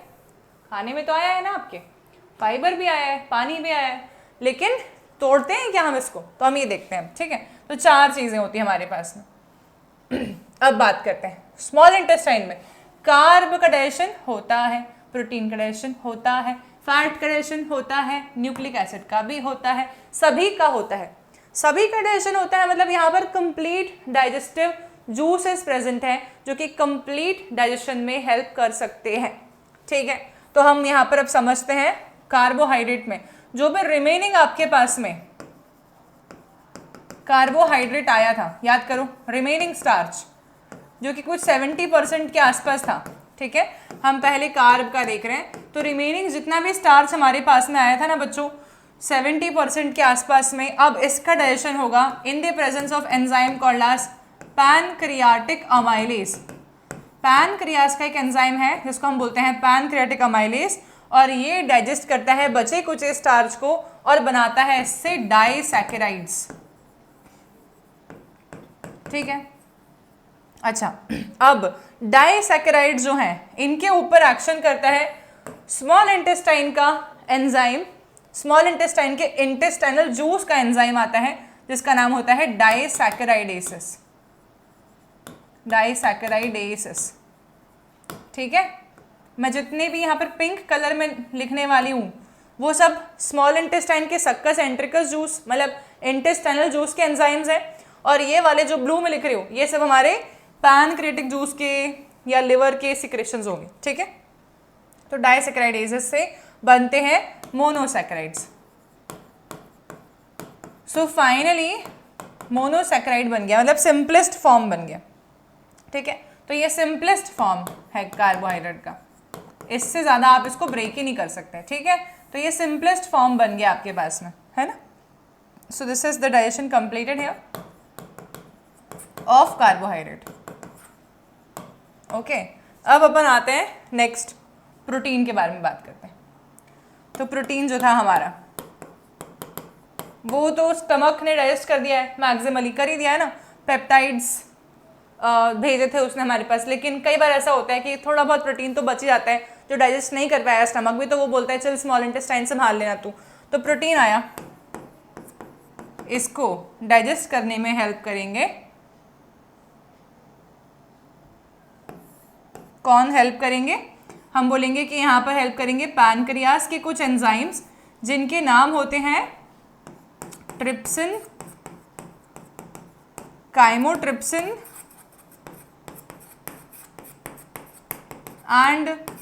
And carboxy peptidase. बच्चों ये सारे एंजाइम्स भी इनएक्टिव फॉर्म में बन रहे थे लेकिन एक्टिवेट हो जाते हैं जैसे ही ये स्मॉल इंटेस्टाइन में आते हैं। वैसे ये सबके सब एंजाइम पैनक्रियास ने बनाए हैं, ट्रिप्सिन, काइमोट्रिप्सिन और कार्बोक्सी पेप्टाइडेज। ठीक है, प्रोटीन को डाइजेस्ट करके ये बनाते हैं पेप्टाइड्स। ठीक है, और पेप्टाइड्स को तोड़ने का काम अब कौन करता है? तो हम बोलेंगे अब पेप्टाइड्स को तोड़ने का काम करता है हमारा स्मॉल इंटेस्टाइन का एंजाइम, जिसको हम बोलते हैं डाइपेप्टाइडेज एंड अमीनोपेप्टाइडेज। और ये इसको ब्रेक करके बना देते हैं अमीनो एसिड्स। ठीक है, जो कि फाइनल ब्रेकडाउन प्रोडक्ट हो गया। ओके हम एक काम कर सकते हैं, इसको थोड़ा सा इरेज करके एक ही लाइन में लिखते हैं, वरना तुम्हारे लिए कंफ्यूजन बन जाएगा। देखो, डाइसैकेराइड्स और इसको ब्रेक करता है डाइसैकेराइडेसिस इनटू मोनोसैकेराइड्स, जो कि सिंपलेस्ट फॉर्म हो गया है शुगर का। ठीक है, तो एक ये काम हुआ, कार्ब का डाइजेशन हो गया, प्रोटीन का हो गया। अब अपन आते हैं न्यूक्लिक एसिड के डाइजेशन पे, फैट को लास्ट में डिस्कस करेंगे। ठीक है, अब हम आते हैं न्यूक्लिक एसिड। तो न्यूक्लिक एसिड ये भी आया है हमारे खाने के साथ में। न्यूक्लिक एसिड को डाइजेस्ट करने में हेल्प करता है जो एंजाइम, सबसे पहले उसका नाम होता है न्यूक्लियस, और न्यूक्लियस पैनक्रियाटिक जूस का एंजाइम होता है। ये न्यूक्लिक एसिड को ब्रेक करके बनाता है न्यूक्लियोटाइड्स, और न्यूक्लियोटाइड्स जो है इसको ब्रेक करने का काम करते हैं अब हमारे स्मॉल इंटेस्टाइन के न्यूक्लियोटाइडेज नाम के एंजाइम्स, और इससे बनाते हैं न्यूक्लियोसाइड नाम का एक कंपाउंड। और न्यूक्लियोसाइड भी छोटा नहीं है, बड़ा ही कंपाउंड है, तो इसको ब्रेक करने के लिए न्यूक्लियोसाइडेज नाम का एंजाइम आता है, और फाइनली इससे ब्रेक होके बनता है नाइट्रोजनस बेस, मतलब स्मॉलेस्ट पॉसिबल फॉर्म बन गया है हमारे पास में यहाँ पे। तो इसके लिए भी दोनों पैनक्रियाटिक जूस ने भी हेल्प करा, और हेल्प करा किसने, तो आपके इंटेस्टाइनल जूस के सिक्रेशन ने भी हेल्प करा। फिर लास्ट में आता है आपका लिपिड या फैट। फैट या लिपिड एक बहुत ही बड़ा मॉलिक्यूल होता है बच्चों। ठीक है, तो फैट या लिपिड जो है, पहली बात तो उसको ब्रेक करने के लिए चाहिए होता है, बड़ा मॉलिक्यूल है फैट, है ना, बड़ा सा। इसको ब्रेक करना है हमें फिजिकली छोटे छोटे से पार्ट्स में, ताकि उसके ऊपर एंजाइम ठीक से एक्शन कर सके। तो ये लार्ज फैट ग्लोब्यूल है, इसको स्मॉल फैट ड्रॉपलेट्स में ब्रेक करने का काम करता है बाइल जूस, जो कि लिवर से आया था। हम एक काम करते हैं, हम इसका कलर भी चेंज कर देते हैं। तो बाइल जूस को हम लिखते हैं ग्रीन कलर में। मैं लास्ट में जब ग्रुपिंग करूंगी तो आपके लिए बहुत इजी कर दूंगी इस चीज़ को। ठीक है, you don't have to worry कि कैसे याद होगा मैम। देखो, बाइल जूस है। अब ये बाइल जूस के बाद में फाइनली ये स्मॉल फैट के ड्रॉपलेट्स बन गए। फिर अब इनके ऊपर एक्शन करेगा पैनक्रियास का ही एक एंजाइम। बेटा, इंटेस्टाइन का एंजाइम इसमें कोई रोल प्ले नहीं करने वाला। पैनक्रियास का एक एंजाइम इस पे काम करेगा, जिसका नाम है पैनक्रियाटिक लाइपेज, और ये इसको ब्रेक करके बना देगा फैटी एसिड्स एंड ग्लिसरॉल, जो कि सिंपलेस्ट फॉर्म्स हो सकते हैं, सिंपलेस्ट ब्रेकडाउन प्रोडक्ट हो सकते हैं। ठीक है, ये सब हुआ। तो अभी कितने सारी चीजें हुई, ब्रेक होते ही जा रहा है, होते ही जा रहा है। हम क्या इमेजिन कर पा रहे हैं, हमारे पास में कार्बोहाइड्रेट आया, हमने उसको भी मोनोसैकेराइड स्मॉलेस्ट फॉर्म में तोड़ा। हमारे पास में प्रोटीन आया, हमने उसको भी स्मॉलेस्ट फॉर्म में तोड़ा अमीनो एसिड में। हमारे पास में न्यूक्लिक एसिड आया, हमने उसको भी स्मॉलेस्ट फॉर्म में तोड़ा नाइट्रोजनस बेस में, शुगर में, फॉस्फेट में। बच्चों, ये वाला पॉइंट आप लोगों को क्लैरिटी इतना नहीं आ पाएगा, लेकिन मैं बता दूं, न्यूक्लियोटाइड में 3 मॉलिक्यूल्स जुड़े हुए होते हैं। एक होता है शुगर, एक होता है नाइट्रोजनस बेस, एक होता है फॉस्फेट। ठीक है, न्यूक्लियोटाइड्स के ऊपर जैसे ही न्यूक्लियोटाइडेज नाम का एंजाइम एक्ट करता है, तो वो फॉस्फेट को सेपरेट कर देता है और न्यूक्लियोसाइड को सेपरेट कर देता है। ठीक है, तो न्यूक्लियोसाइड और फॉस्फेट बन जाता है यहाँ पर। ठीक है, न्यूक्लियोसाइड बन जाता है और फॉस्फेट भी बन जाता है साथ में। Okay, phosphate PO4 3- phosphate group है ना। फिर अपन आते हैं न्यूक्लियोसाइडेज। ये न्यूक्लियोसाइडेज जब तोड़ता है ना, नाइट्रोजनस बेस और शुगर को भी सेपरेट कर देता है, मतलब कि जितने भी मॉलिक्यूल जिसमें लग सकते थे सबको तोड़ दिया उसने, फाइनली सिंपलेस्ट फॉर्म में कन्वर्ट कर दिया। फिर फैट आया, फैट बड़ा सा ड्रॉपलेट था, तो पहले इसको मैकेनिकली ब्रेक डाउन करा बाइल जूस ने स्मॉलर फैट ड्रॉपलेट्स में, फिर पैनक्रेटिक लाइपेज ने उसको फैटी एसिड एंड ग्लिसरॉल में कन्वर्ट करा। तो आपने इतना सब देख के क्या समझा कि हमारे डाइजेस्टिव ट्रैक्ट का मेन फंक्शन ही होता है बड़े बड़े मॉलिक्यूल्स को स्मॉलेस्ट सिंपलेस्ट अब्जॉर्बेबल फॉर्म्स में कन्वर्ट करना, और इसी को हम लोग बोलते हैं डाइजेशन। सो डाइजेशन प्रोसेस की डेफिनेशन क्या होती है? Breakdown of complex food substances into simple absorbable forms। अपन इसको ब्रेक करके ऐसे फॉर्म बना रहे हैं जो कि अब्जॉर्ब हो सके। कहाँ से कहाँ अब्जॉर्ब करना है अपने को इसको, तो हमारे एलिमेंट्री कैनॉल में है ये, हम इसको हमारे ब्लड में भेजना चाह रहे हैं ताकि हमारे ब्लड से ये हमारे सेल्स के पास पहुंच सके और वहां पर जाके ये एनर्जी फॉर्मेशन में हेल्प कर सके। तो सिंपलेस्ट अब्जॉर्बेबल फॉर्म्स में हमने इनको कन्वर्ट करवा दिया है, ये होता है डाइजेशन। ठीक है, अब अगर आपसे किसी ने पूछा एंजाइम्स की एक लिस्ट बनानी है आपको, तो क्या आप बना पाएंगे? तो देखो, अपन पैनक्रेटिक एंजाइम्स के ऊपर एक ब्लू कलर का स्टार बनाते हैं। ठीक है, तो ये पैनक्रेटिक एंजाइम्स कौन कौन से हैं मैं यहाँ लिख रही हूँ, pancreatic enzymes, we will be marking it as blue star। ठीक है, तो ये पैनक्रेटिक अमाइलेज ब्लू स्टार है, ट्रिप्सिन, काइमोट्रिप्सिन, कार्बोक्सीपेप्टाइडेज। ठीक है बच्चों, पैनक्रेटिक अमाइलेज एक सिंगल नाम है ना, ये भी हो गया। इसके बाद न्यूक्लियस, पैनक्रेटिक लाइपेज, इतने एंजाइम्स पैनक्रियास के हैं। ठीक है, तो पैनक्रियास के एंजाइम्स में स्टार्च को ब्रेक करने वाला भी है, प्रोटीन को ब्रेक करने वाला भी है, न्यूक्लिक एसिड को ब्रेक करने वाला भी है और फैट को ब्रेक करने वाला भी है। फिर आते हैं अपन पिंक कलर के स्टार बनाएंगे अपन उन एंजाइम्स के लिए जो कि हमारे इंटेस्टाइनल जूस के एंजाइम्स हैं, इंटेस्टाइनल जूस के एंजाइम्स हैं। ठीक है, तो हम पिंक स्टार बना देंगे। ओके, तो देखो यहाँ पर क्या है, disaccharidases, dipeptidases, aminopeptidases, nucleotidase, nucleosidase, and that is it. No fat breaking enzyme, actually it is present in intestinal juice but not needed, क्योंकि पैनक्रियास अकेला ही अपना काम पूरा अच्छे तन्मयता से कर देता है कि उसको स्मॉल इंटेस्टाइन के फैट ब्रेकिंग एंजाइम की रिक्वायरमेंट नहीं बचती। ठीक है, तो hopefully this digestion process is understood to everyone. हम स्मॉल इंटेस्टाइन के डायग्राम पे आते हैं अब।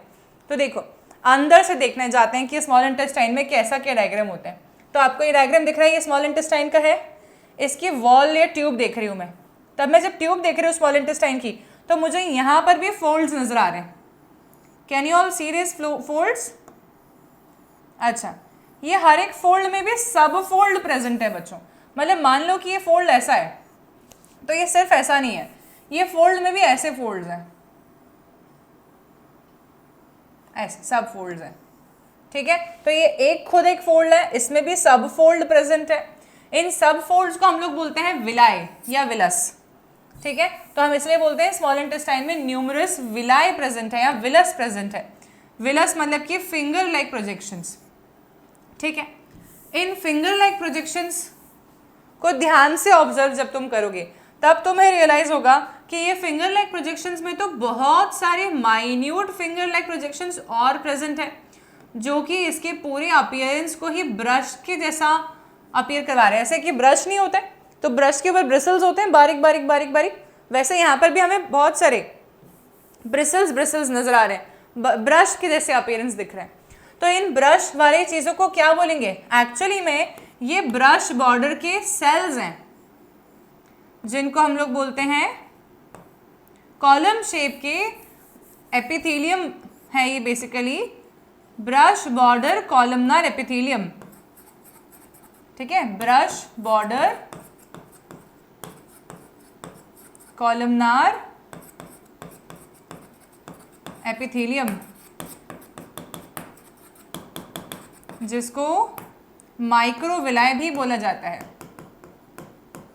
यहाँ डायग्राम में बना हुआ है, लेकिन फिर भी बना के इसलिए दिखा रही हूँ, यहाँ पे शेप गलत है, वो कॉलम नहीं दिख रहा और हमको एक्चुअली मालूम है कि कॉलम शेप के सेल्स होते हैं। तो आपको मैंने यहाँ पर क्या समझाया, ओरिजिनली स्मॉल इंटेस्टाइन की जो वॉल है, इनर वॉल, और we can say mucosa, is highly folded to form villi, ठीक है। each villus, सिंगुलर बोलेंगे तो villus, has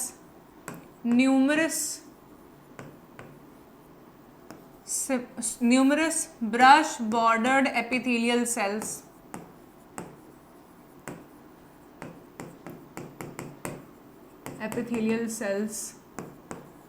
ठीक है, containing माइक्रोविलाय, इसमें बहुत सारी माइक्रोविलाय प्रेजेंट है। तो आप समझो कि स्मॉल इंटेस्टाइन के अंदर कितने सारे फोल्ड्स प्रेजेंट है, कितना ज़्यादा इनॉर्मस फोल्डेड ये है।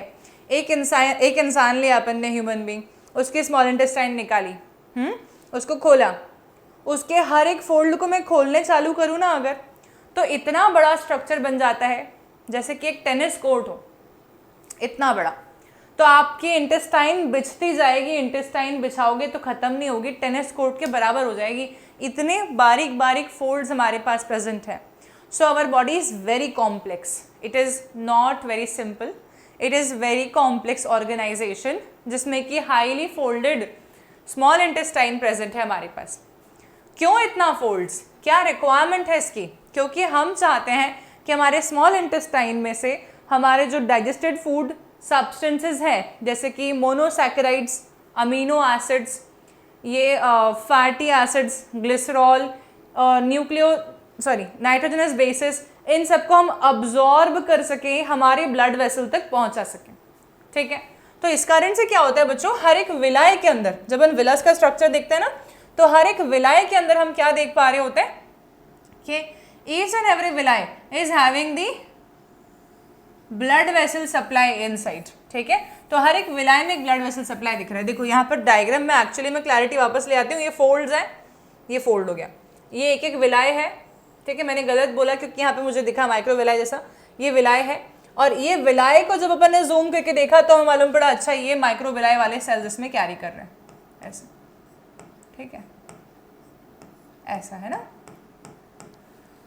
Okay, hopefully clear. और हर विलाय के अंदर ब्लड वेसल सप्लाई दिख रहा है हमको, ये ब्लड वेसल या ब्लड कैपिलरी सिस्टम दिख रहा है, जहाँ पर हमारा फूड अब्जॉर्ब होने वाला है और ब्लड स्ट्रीम में पहुँचने वाला है, ठीक है।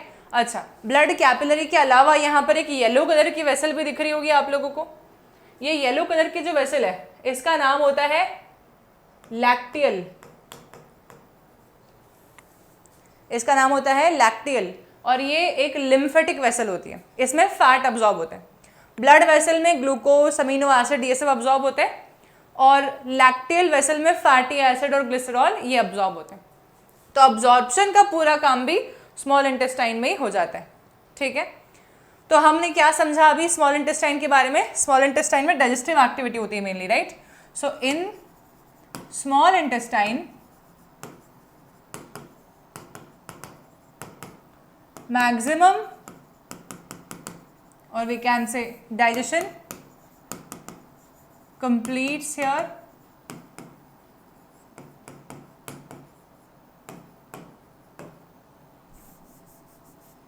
small intestine के बारे में लिख रहे हैं, digestion completes here, absorption of digested food occurs in blood through villi, ठीक है। ये काम हो रहा है स्मॉल इंटेस्टाइन में। डाइजेशन कंप्लीट्स हियर, मैं यहाँ पर ये इसलिए लिख रही हूँ क्योंकि आपको ये पता होना चाहिए कि लार्ज इंटेस्टाइन में कोई भी डाइजेस्टिव एक्टिविटी और नहीं होगी। ठीक है, ओके, चलो ये समझ आ गया। अब अगले पे आ जाते हैं। अब हमारे पास आता है लार्ज इंटेस्टाइन। लार्ज इंटेस्टाइन में एक्चुअली में क्या होगा, सिर्फ और सिर्फ आपका अनडाइजेस्टेड फूड जो है यही बस इसमें जाने वाला है। सो यहाँ पर इस इमेज को ध्यान से देखो एक बार। So this image can be visible to us, is it visible? देखिए अब यहाँ पर क्या दिख रहा है आपको, ये पोर्शन, इसमें सिर्फ और सिर्फ फोल्ड्स प्रेजेंट हैं और एक लार्ज इंटेस्टाइन है। लार्ज इंटेस्टाइन के अंदर पार्ट्स के बारे में बात कर लेते हैं। सीकम, ठीक है, colon ascending, colon transverse, colon descending, sigmoid colon, rectum, anus, इतनी चीजें होती हैं। ठीक है, यहाँ पर सिर्फ और सिर्फ अनडाइजेस्टेड फीकल मैटर पास करते हैं, मतलब ऊपर मूव करते हैं। जैसे कि इलियम जो है हमारा, वो लास्ट पार्ट था स्मॉल इंटेस्टाइन का, उससे जितना भी अब अनडाइजेस्टेड वेस्ट है, क्योंकि डाइजेशन के बाद जो बचा हुआ है वो भी प्रेजेंट है ना वहाँ पे, वो अनडाइजेस्टेड वेस्ट आ जाएगा सीकम में। सीकम से कोलॉन में जाएगा, असेंडिंग, फिर ट्रांसफर्स, फिर डिसेंडिंग, फिर सिग्मोइड, फिर रेक्टम और फिर एनस में जाके फिर बाहर आ जाएगा। ठीक है, so this is how the large intestine will not be contributing to the digestive things, but large intestine के अंदर प्रेजेंट होते हैं कई सारे बैक्टीरियाज, और ये बैक्टीरियाज जो हैं ये उस अनडाइजेस्टेड फीकल मैटर को फर्मेंट करते हैं, और फर्मेंटेशन की मदद से हमारे को बना के देते हैं vitamins like vitamin B1, B2, B12 and vitamin K। इसका मतलब कि यहाँ पर कोई डाइजेस्टिव एक्टिविटी नहीं होती है, सिर्फ अब्जॉर्प्शन हो सकता है लार्ज इंटेस्टाइन में। और क्योंकि यहाँ पर बहुत सारे बैक्टीरियाज होते हैं, उन बैक्टीरियाज का नाम है एस्चेरिचिया कोलाई। ये बैक्टीरिया हमारे लार्ज इंटेस्टाइन में प्रेजेंट होते हैं। इसका फुल लिख रही हूँ मैं यहाँ पर, एस्चेरिचिया कोलाई। ये जो हमारे बैक्टीरियाज हैं, ये बैक्टीरियाज डाइजेस्टिव एक्टिविटी में हेल्प करने वाले हैं, नहीं है फर्मेंटेशन में हेल्प करने वाले हैं। These bacterias will be just helping in fermentation and of the undigested fecal matter to form vitamins out of it। Waste से भी कुछ अच्छा बना ले रहे हैं अपन। ठीक है, फिर रेक्टम है, रेक्टम में टेम्पररीली फीकल मैटर स्टोर होगा आपका, temporary storage of faeces. Faeces क्या होता है, हम वॉशरूम जाते हैं, ठीक है, तो हम वॉशरूम जाते हैं तो फीसेस को एलिमिनेट करते हैं बॉडी से। फीसेस जनरली हम बोल सकते हैं पॉटी। ठीक है, सो फीकल मैटर को बाहर पास आउट करना will be called as defecation, process को बोलते हैं defecation, and that will be taking place with the rectum. So defecation, defecation, ठीक है, पासिंग आउट अनडाइजेस्टेड फीसेस। ठीक है, सो दिस इज डन। ये हुआ आपका लार्ज इंटेस्टाइन खत्म।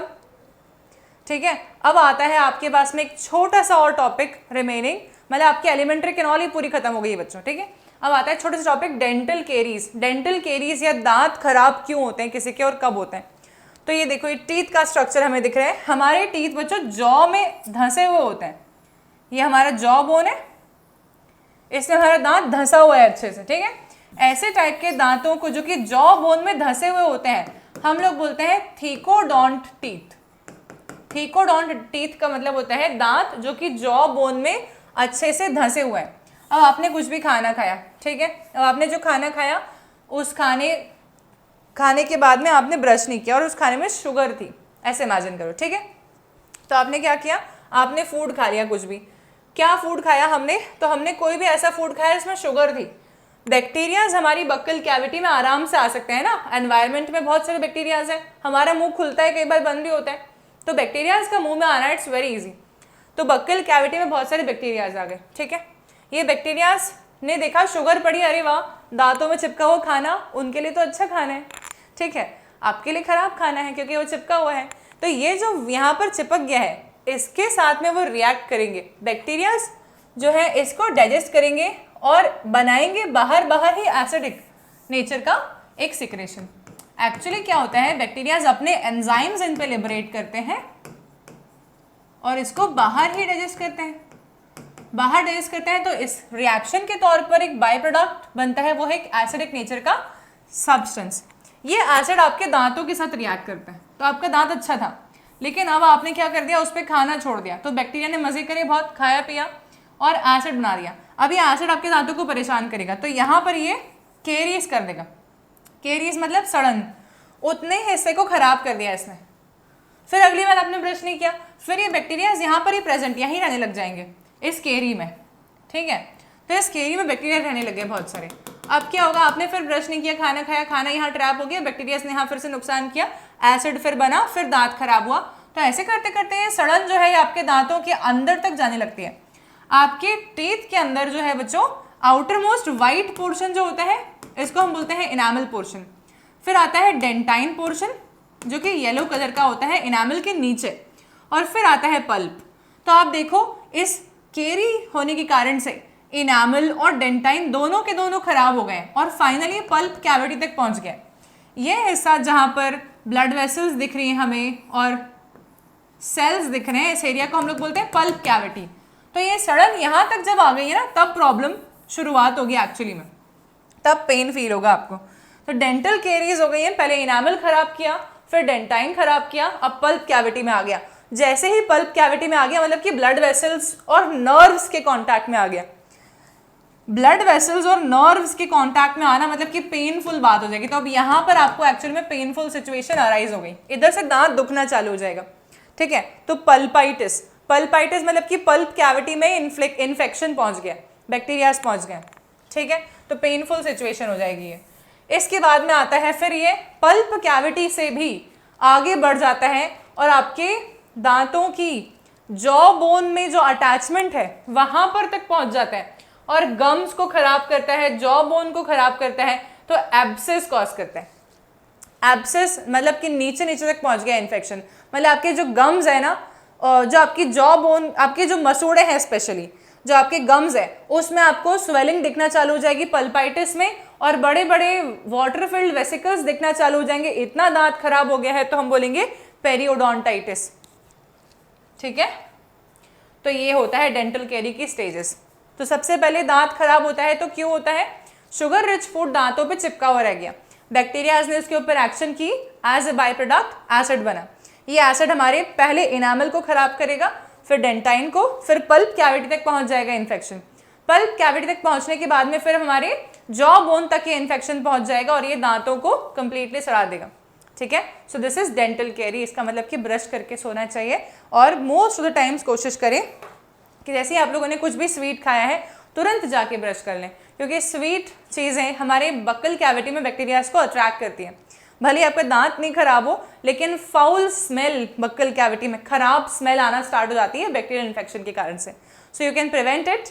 How you can prevent it? Just by brushing your teeth after you eat something sweet, और just gargle your buccal cavity with normal water also if you are not able to brush your teeth or you are somewhere outside. So this is all about today's lecture. In today's class we have completed the complete elementary canal.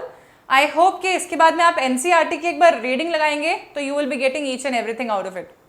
ठीक है, NCERT का भी मैं एक session रखूंगी class 10th के बच्चों के लिए। यहाँ पर हम सिर्फ NCERT रीडिंग करेंगे और हमने ये डिटेल में पढ़ ही रखा है ऑलरेडी। NCERT की भी थ्योरी हो जाएगी तो you will be getting more benefited.